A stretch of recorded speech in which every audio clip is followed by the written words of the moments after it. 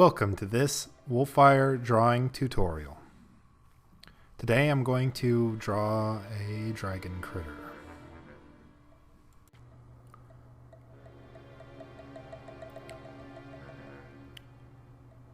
I like to use these gestural lines to block out the basic proportions.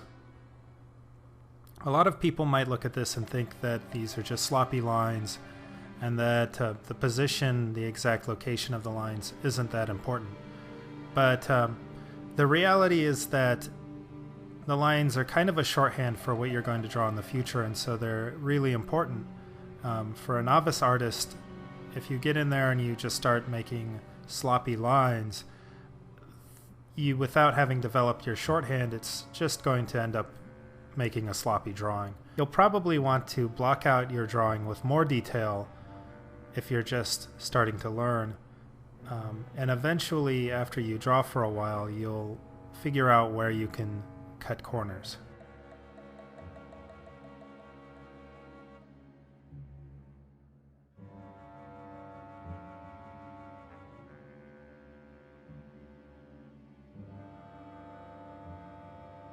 After I finish blocking out the general shapes, I like to go and pick out the finer details using line work.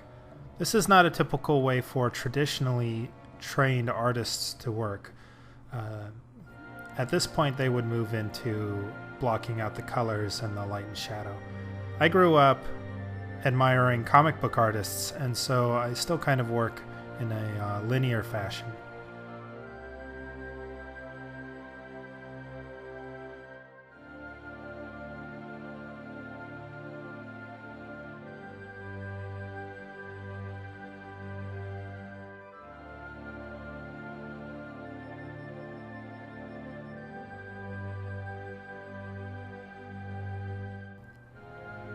One of the most important skills for an artist is knowing anatomy. And anatomy isn't just for humans, but also for animals.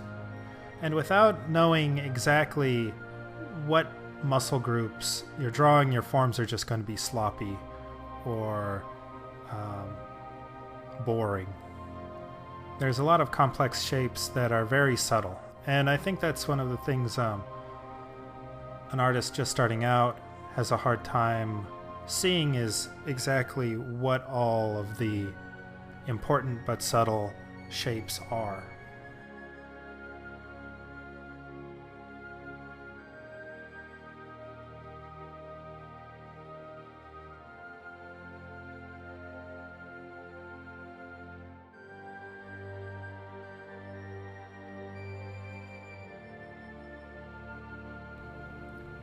I've always kind of liked drawing monsters and fantasy-themed stuff, so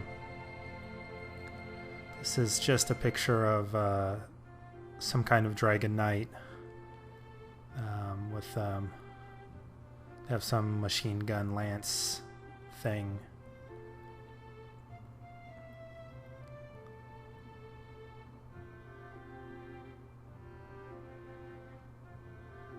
Technical details I think are really important, so I wanted all of the harness for the dragon to look like it made some kind of sense. If you ignore technical details just because it's fantasy, it really brings the entire work down because it doesn't have any sense of being grounded in reality.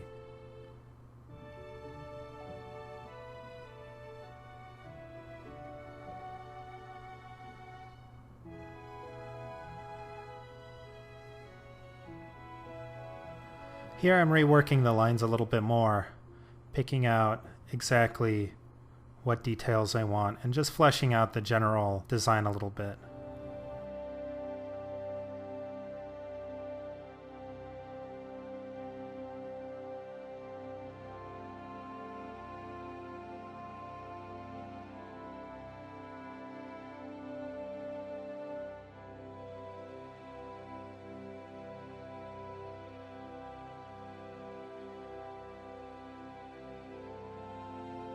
I don't usually use visual reference when I'm working, but one of the things I did for this image was I wanted to have a kind of realistic looking pose for the dragon.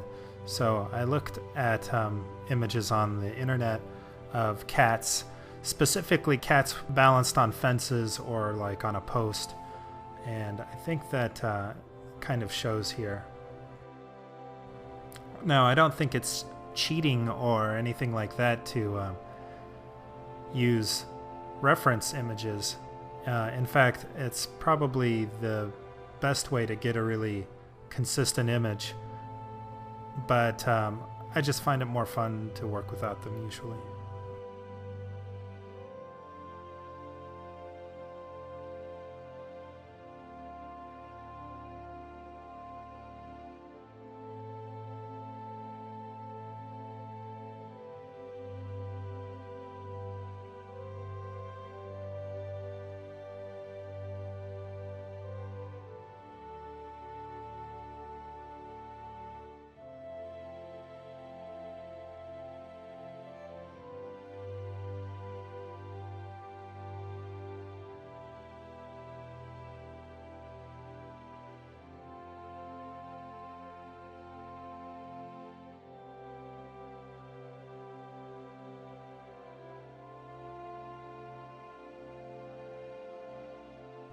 Don't be afraid to erase or move things around as you draw.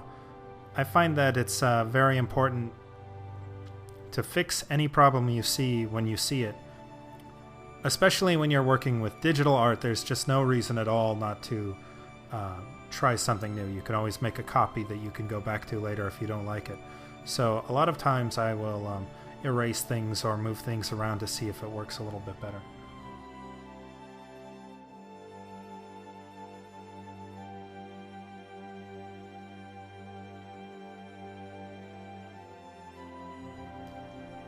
When I'm building up the shading, I want it to be pretty subtle. I find that if the shading is too harsh, I have a tendency to kind of get lost with it. And so I just work in layers and try not to go crazy with it.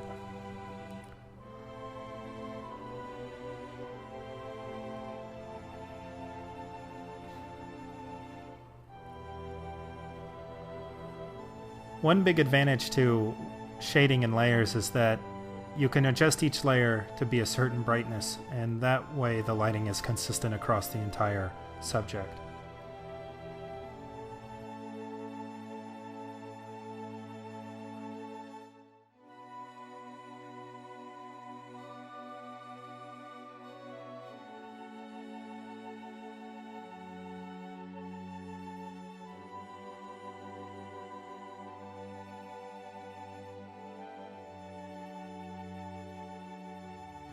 Flipping the image is a good way to make sure that your proportions and perspective are correct. A lot of times when you flip it, it just doesn't look right.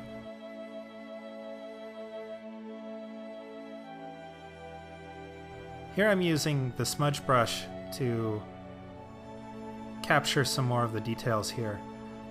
The point of using the smudge brush, and I use it with a hard edge, is not to just make everything look softer, but rather to soften some edges while making other edges sharper. The contrast between sharp and soft edges are what makes the form read properly, and a lot of people will just try to make everything look as smooth as possible, and it just doesn't really work out very well.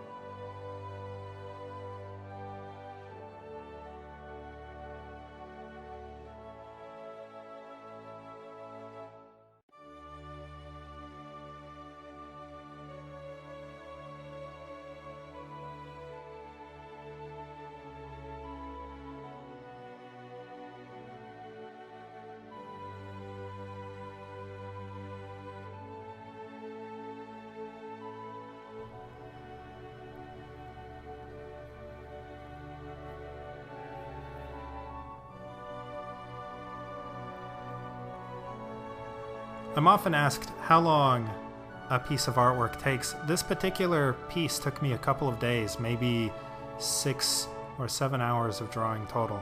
So usually when I draw just a simple concept, it'll only take 40 minutes to an hour. But with a more complicated piece, it definitely takes a lot more time.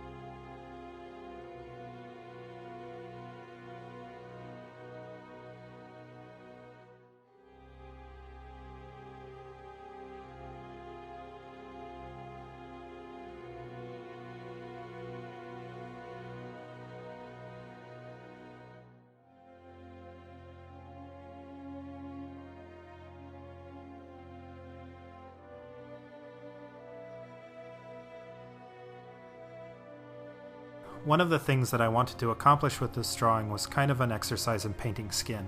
So I spent a lot of time working on the details to make the skin look as fleshy as possible.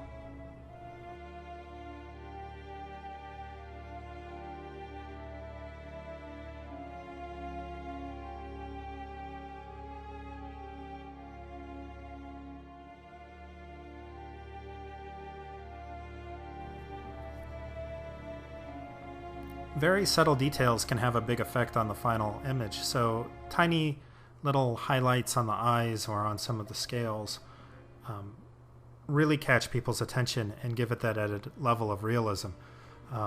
It's very common for novice artists to start off putting lots of detail into everything, and while detail is great, putting detail into things that you don't want to draw attention is bad, and putting detail everywhere just kind of wears a person out looking at it.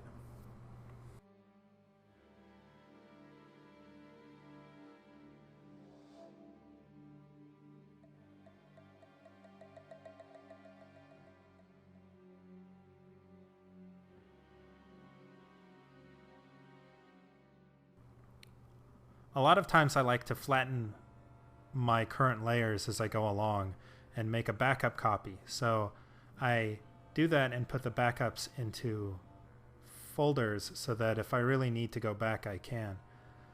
The advantage of collapsing your layers when you're working with the smudge tool is just that it's a lot faster. My computer isn't lightning fast, and also it just works better, at least in this version of Photoshop CS2 that I'm using.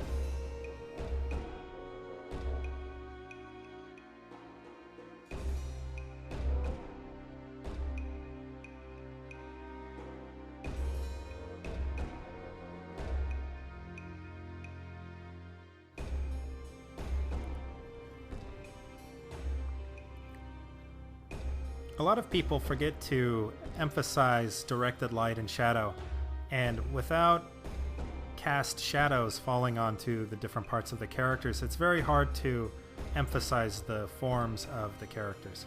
So all of these lines that the saddle uses, or all of these shadows that are falling, emphasize the relationship between the different components of the character and also the form of it.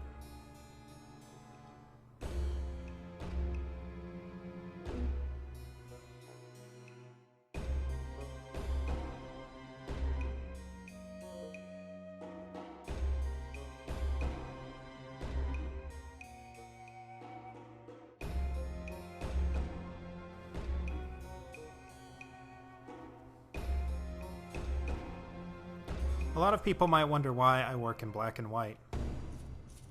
And the simple answer is that I'm not very good at coloring things. I'm especially bad at shading things while I'm trying to color them. So, as a result, I've spent a lot of time trying to perfect coloring things after I've drawn it. And I have a few techniques that I think help with that, but the finished look is definitely not the same as if I'd started with color and continued using color throughout.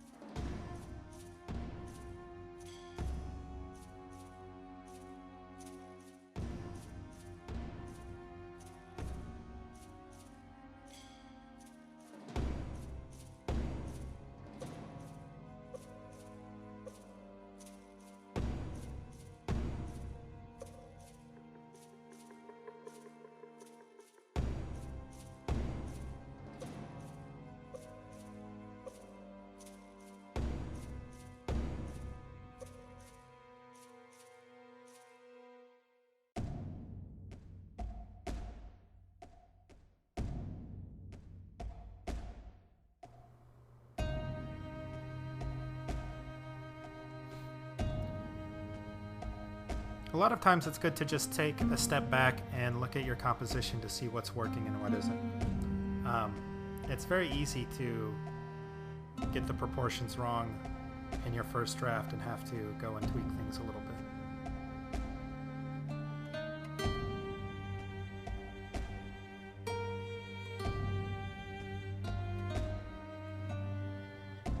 In this image I cut and pasted the head on here a few different times, and I'm still not totally confident that it's right, but it's also good not to struggle with any detail for too long.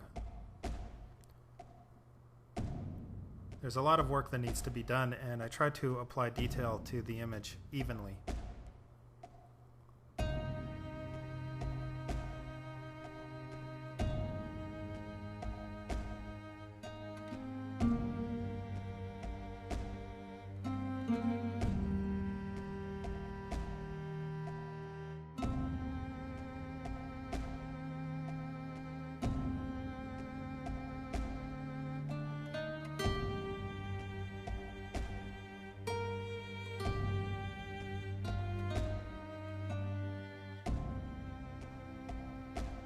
I based the clip on this lance off of a, I believe a World War II heavy machine gun.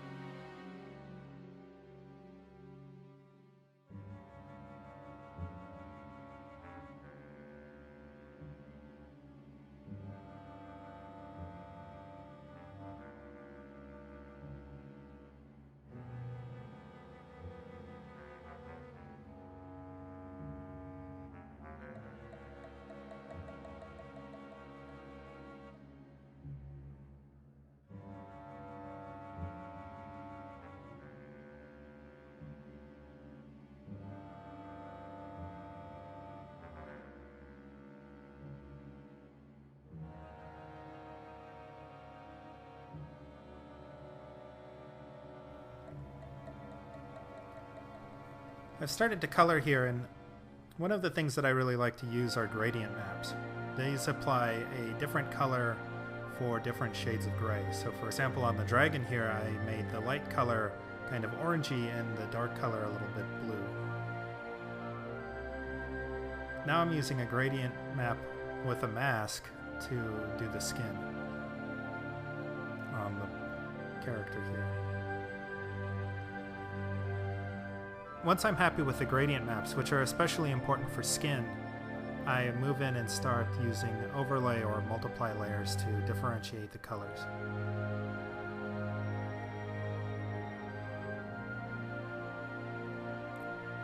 A little vignetting is very common.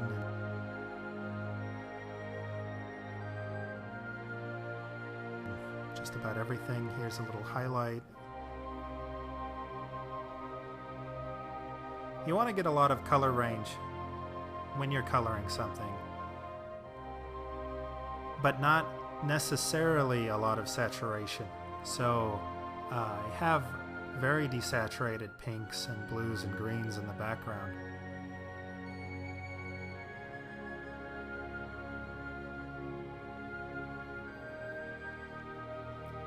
A lot of people really enjoy looking at this kind of volumetric light effect of glowing through the fog or clouds. You'll see it over and over and over again in concept art, and that's just because it's cool looking. So I put some in here.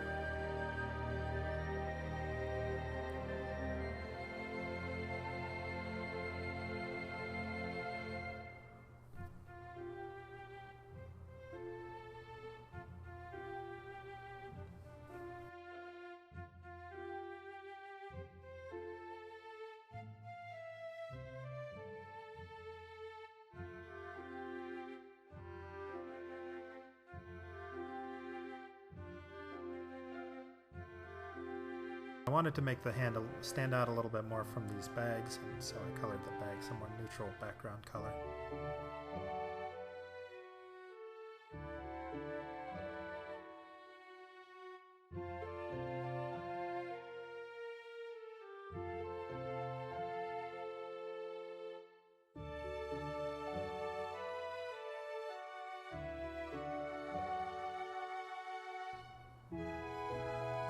Played around with the idea of having some kind of tattoo, but I just didn't like how it looked, so I removed that pretty quickly.